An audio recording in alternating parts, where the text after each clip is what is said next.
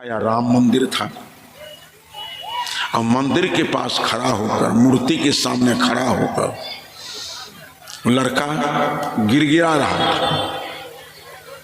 भगवानवादी लोग गिड़गिड़ाना सीख लिए हैं, जहीं देखो वहीं गिड़गिड़ा रहा है।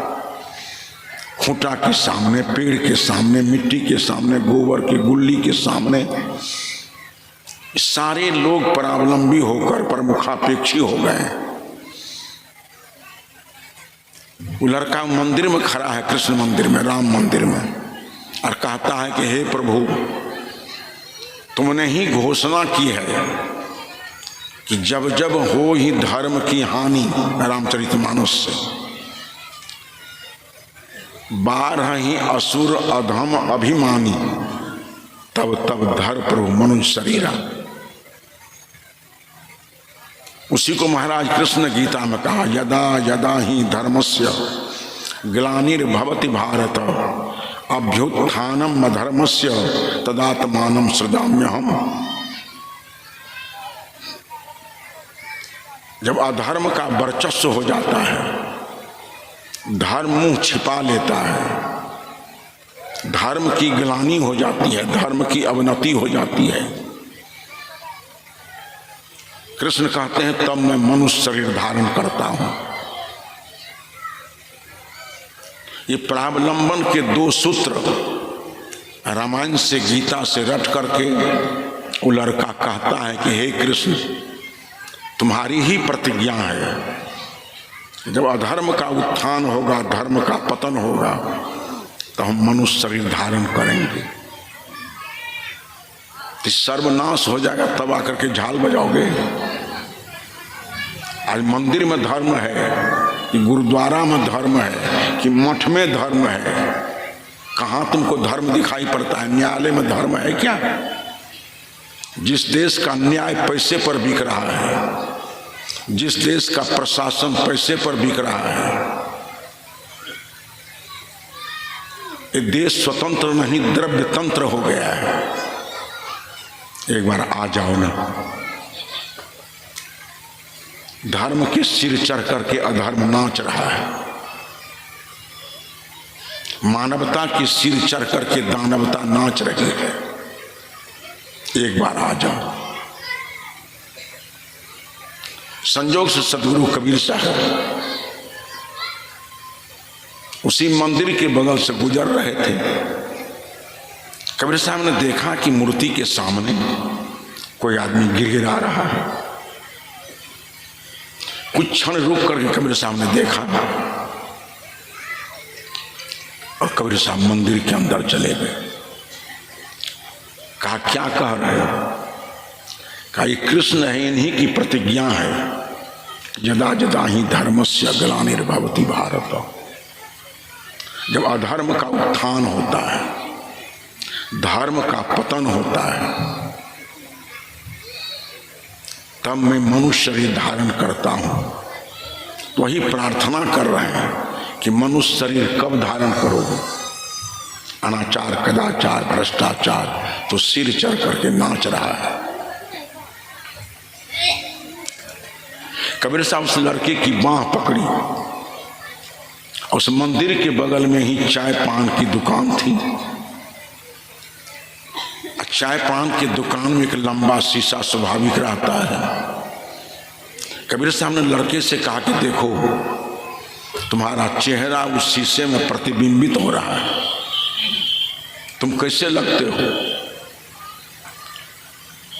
आदमी की तरह लगते हो, गिरगिट की तरह,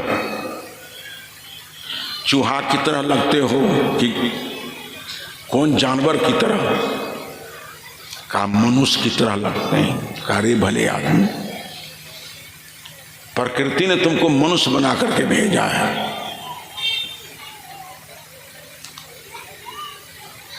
बहुत सुधिया भंजर, बहुत प्रेरणाप्रद भजन ब्रह्मचारी मिथिलेश जी सुनाते हैं, अभी सुनाते। उनकी गाड़ी में कुछ गड़बड़ी हो गई, उसी को देखने लगे, वो समय उनका चुक गया। कहा, तुम जो कहते हो कृष्ण मनुष्य शरीर धारण करो, तो शीशा में देखो तुम लगते कैसे हो? का मनुष्य की तरह। तो जिस मनुष्य शरीर होने के लिए कृष्ण की खुशामद करते हो, वह मनुष्य बना करके प्रकृति ने तुमको भेजा है, तो कमर कसते क्यों नहीं हो? इस्लाम जगत में एक पंक्ति आती है कि दर्द दिल के वास्ते पैदा किया इंसान को, वरना तायत के लिए कर्रो बयां कुछ कम न थे। खुदा मियां ने इंसान को बनाया है इंसान के दुख दर्द को समझने के लिए। और कितना दुर्भाग्य है जिस इंसान के दुख दर्द के लिए खुदा ने इंसान को बनाया, वही इंसान आज इंसान के दुख दर्द का कारण बना हुआ है। समझ में ही परिवर्तन हो गया है, समझ गड़बड़ हो गई है। लोग सारे लोग ऊपर देख रहे हैं, ऊपर वाला जाने। एक बूढ़ी माँ थी बेचारी, रात में एक दिन घर में सोई हुई थी। जो माँ बेटे को जन्म दे करके पाल पोस करके विद्वान गुणवान बना करके शादी विवाह करके उसका घर बसा देता है, तो वो बूढ़ी माँ धीरे धीरे जगह बदलने लगती है। आज देखता हूं पुत्र पुत्र वधू अगर घर में आ गए दोनों, तो माँ की जगह बदलने लगती है। धीरे धीरे घर से वो बरामदे में आ जाती है, बरामदे से रसोई घर में उनकी खाट चली जाती है। तो रसोई घर में ही बूढ़ी सोई हुई थी।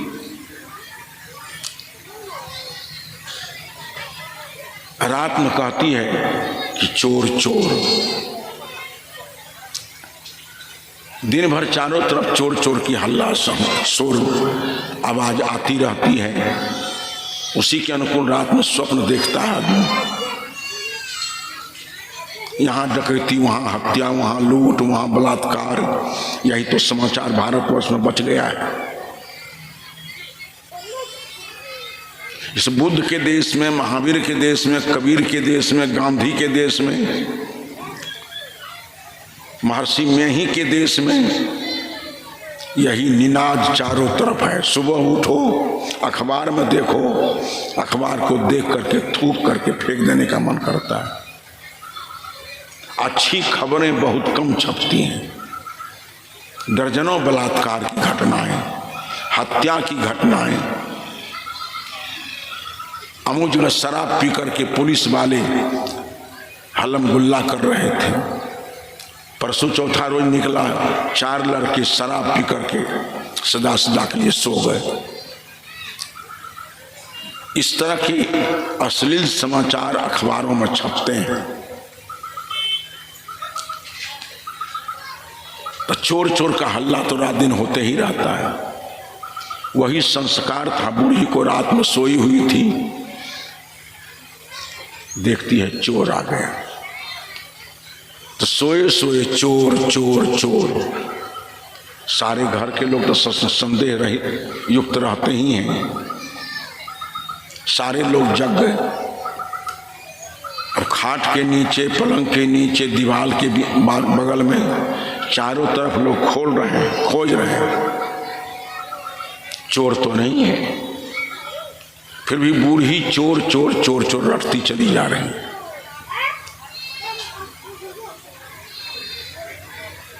उन चोर के लोगों ने सरदार सहित सारे लोग घर का सामान तो खूब लूटा। तिलक दहेज का जमाना था, बर्तन भी बहुत कीमती कीमती भंडार घर में। तो चोरों ने सोचा कि बर्तन भी ले लें, बड़ा अच्छा अवसर है। जब बर्तन को उठाता है, देखता है आज तो इसमें खीर बनी थी। घर के लोगों ने खीर खा ली, कुछ शेष खीर बच गई थी। बड़ा मनोविनोदी एक चोर था। उसमें खीर ले करके गोली बना करके, बूढ़ी के मुंह में दांत नहीं थे, एक गोली मुंह में रख दिया। अब वृद्ध की अवस्था, दांतहीन मुंह, चली गई खीर की गोली, गड़गड़ाने लगती। जब गड़गड़ाने लगी तो घर के लोग जग गए, कहा क्या हुआ?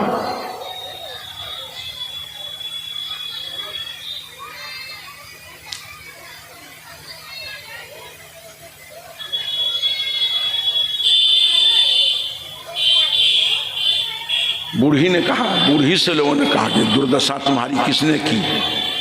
बूढ़ी जब जग गई तो चोर सब भागने में समर्थ नहीं हो सके। जो सबल थे कुछ तो बाहर भाग गए, कुछ चोर ऊपर कूद नहीं सका तो बूढ़ी की खाट के नीचे दबक गया। 2-3 चोर फान करके लकड़ी के बरेरी पर चला गया। परिवार के लोगों ने पूछा, ऐसी दुर्दशा तुम्हारी की किसने की? कहा ऊपर वाला जाने। उसको तो एक ही मतलब था, ऊपर वाला भगवान जो करता है से करता है। कुछ भी हुआ तो क्यों हुआ, परीक्षा फेल क्यों कर गए तो ऊपर वाला जाने, रोगी क्यों हो तो भगवान जाने। कोई आदमी अपनी दुर्दशा की जिम्मेदारी स्वयं लेना नहीं चाहता है। सारे लोग अपनी दुर्अवस्था का कारण दूसरे को मानता है। एक लड़का परीक्षा दिया था, रिजल्ट आ गया, फेल कर गया। उसका निकटवर्ती आदमी ने कहा कि परीक्षा में क्या हुआ जी? कहा फेल कर गए। कहा कहने में शर्म नहीं आती है, फेल कैसे कर गए? 12 महीने तुमको पढ़ने का समय मिला रे अभागा, 3 दिन परीक्षा देनी पड़ी। 12 महीने का श्रम 3 दिन में विफल कैसे हो गया? तुम परीक्षा फेल क्यों कर गए? तो कारण ढूंढने लगा। कहा प्रश्न पत्र अच्छा नहीं था। कहा प्रश्न पत्र तुम्हारे पाठ ग्रंथ के थे कि नहीं? कहा पाठ ग्रंथ के प्रश्न तो थे। कहा तब प्रश्न गलत कैसे हो गया? कहा मूल ग्रंथ पढ़ करके नहीं गए थे। आजकल चला है परीक्षा सोपान, गैस पेपर। उस लड़के ने कहा कि मूल पोथी पढ़कर नहीं गए थे, गैस पेपर पढ़ करके गए थे। वो लड़बे नहीं किया, इसलिए परीक्षा फेल कर गए। कहा जितने प्रश्न पत्र में प्रश्न आए हैं वो सभी प्रश्न उत्तर गैस पेपर में है। कहा पूरा गैस पेपर भी पढ़कर नहीं गए थे, गैस पेपर में से कुछ चुन चुन करके नोट कर लिए थे। वो लड़बे नहीं किया, इसीलिए फेल कर गए। कहा और दूसरा कोई कारण? का परीक्षा भवन में जो सारे परीक्षा लेने वाले सदस्य थे इतने कठोर थे कि गर्दन हिलाने नहीं देता था, इसलिए परीक्षा फेल कर गए। का तीसरा कारण, का जो कॉपी सहने वाले महाशय थे वो इतने कंजूस थे, इतने अनुदार थे कि 23 नंबर दे ही दिए तो 33 नंबर देते तो उनका कौन जो बिक जाता। अपनी जिम्मेदारी किसी ने नहीं ली, परीक्षा भवन में कराई थी इसलिए फेल कर गए। प्रश्न पत्र कठोर था इसलिए फेल कर गए। कॉपी सहने वाले अनुदार थे, कंजूस थे, इसलिए परीक्षा फेल कर गए। अगर इतना भरबोध उसको हो जाता क्यों फेल किए, तो मनोयोग पूर्वक हमने पढ़ा नहीं। चाहिए था विद्यालय में पढ़ना तो सिनेमा देखने चले जाते थे, घर पर चाहिए था पढ़ना तो मोबाइल कान में सटा करके गीत सुनते रहते थे। हमारी असावधानी, हमारी कर्तव्यहीनता के चलते हम फेल हुए हैं। दुनिया का महान दार्शनिक सुकरात ने कहा था, जब मनुष्य अपनी अज्ञानता को समझ लेता है तो उसके ज्ञान के दरवाजे खुल जाते हैं। अपनी कमजोरी को समझ लेता है, अपनी अज्ञानता को समझ लेता है, अपनी बलहीनता को समझ लेता है, अपने जीवन की सारी कमजोरियों को समझ लेता है, तो उसके जीवन के विकास के दरवाजे खुल जाते हैं। वो सारी जिम्मेदारियां, परीक्षा भवन, प्रश्न पत्र, कॉपी सहने वाले महाशय पर थोप दिया। उसी तरह से हम भी करते हैं। ऐसा क्यों हुआ? ऊपर वाले की मर्जी है। ये साधारण कोढ़ नहीं है। मैं जो बोल रहा हूं उसको साधारण मत लीजिए आप। प्रावलंबन का पाठ सबसे बड़ा कोढ़ है, सबसे बड़ा अभिशाप है। सदगुरु कबीर साहब एक प्रबलतम पुरुषार्थवादी संत, वो कहते थे, ए मेरे देश के लोगों, तुम जो होना चाहते हो, पाना चाहते हो, उसको भाग्य और भगवान के हवाले मत करो। तुम जीवन में उत्तीर्णता चाहते हो, सफलता चाहते हो, विकास चाहते हो, तो यह भगवान और भाग के भरोसे मत कर दो, हवाले मत कर दो। सारे लोग अपने श्रम और साधना के हवाले करो। तुम्हारे श्रम से तुम्हारा भौतिक विकास होगा, तुम्हारी साधना से तुम्हारे जीवन में अविचल शांति आएगी। कोई भगवान, कोई भगवती कृपा करके तुमको शांति देने वाला नहीं है। शांति भीख में नहीं मिलती है, शांति मिलती है साधना करने से। साधना का मतलब होता है अनुशासन, साधक का मतलब होता है अनुशासित। जिसका मन अनुशासन में हो, जिसकी वाणी अनुशासन में हो, जिसके सारे शरीर से होने वाली क्रियाएं अनुशासन में हो, अनुशासित व्यक्ति को साधक कहते हैं। मन अनुशासन में हो, वाणी अनुशासन में हो, शरीर से होने वाली एक एक क्रिया अनुशासन में हो, उसका नाम साधक। शांति के लिए साधना चाहिए। केवल साधना चाहिए शांति के लिए। शांति के लिए केवल साधना, दूसरा कोई उपाय नहीं है।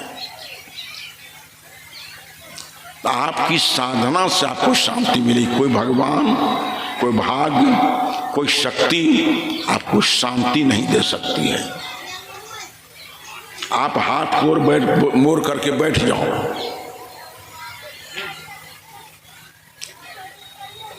खेत में ट्रैक्टर हल न डालो,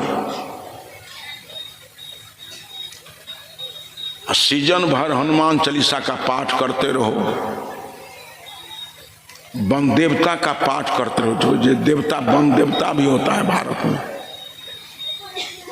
जहीं आदमी है वहीं देवता बना बना कर रख लिया है। वन देवता का पाठ करो और अपने वर्क ईज वर्शिप, अपने कर्म को वापिस ले लो। जितने हमारे किसान भगवान हैं, अपनी श्रम पूजा को वापिस ले ले। केवल प्रार्थना करे कि भगवान बढ़िया फसल लग जाए। दाना दाना के लिए बिलट जाएगा कि नहीं? अपनी कर्म पूजा को लोग वापिस ले ले। एक दाना से भेंट होने वाली नहीं है, किसी भगवान भगवती की कृपा से। हमारी छात्र छात्राएं अपना श्रम को वापिस ले ले।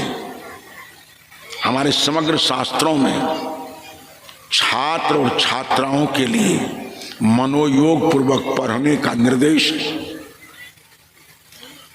महर्षि मनु ने कहा था, वर्जयेन वधु मांसं च गंधं माल्यं रसान् स्त्रियः सुक्तानि यानि सर्वाणि प्राणिनां चैव हिंसनम नर्तनं गीत वादनम। इतने लक्षण है मनुस्मृति में छात्र छात्राओं के लिए कि नाच रंग से दूर रहो, चित्त में चंचलता पैदा करने वाले दृश्यों से अलग रहो, एकाकी साई बनो, एक बिछावन पर अकेले सो, संग दोष नहीं। मैं एक बार जब घूमने गया नालंदा विश्वविद्यालय में और तो वहाँ ध्वंसावशेष है, विदेशियों ने तोड़ तोड़ करके उसको मिट्टियाँ मिला दिया है, ध्वंसावशेष है केवल।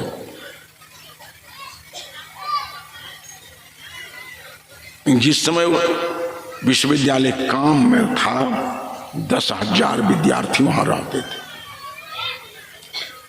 मैंने हर प्रकोष्ठ में घूम घूम कर देखा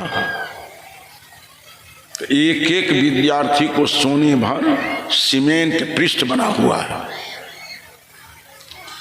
इतना लंबा चौड़ा उस सीमेंट का पृष्ठ जिस पर एक विद्यार्थी अकेला सो सकता है। धर्मशास्त्र के नियम के अनुसार कि छात्रों में संग दोष नहीं आवे, एकाकी साई, चित्त में चंचलता पैदा करने वाले दृश्य और शराब, मनोद्वेग बढ़ाने वाला, कामोद्दीपन बढ़ाने वाला, सेक्स भाव को जागृत करने वाला दृश्य नहीं देखो, श्राव्य नहीं देखो, सुनो नहीं भजन, मांस मत खाओ, शराब मत पियो। वर्जयन मधु मांसं गंधं माल्यं रसान् स्त्रियः, इस सब का वर्जन किया हमारे धर्मशास्त्र के आचार्य ने। उसमें कितनी प्रतिभा थी हमारे देश के लोगों में। एक महर्षि वेदव्यास 24 लाख श्लोक का सर्जन किया।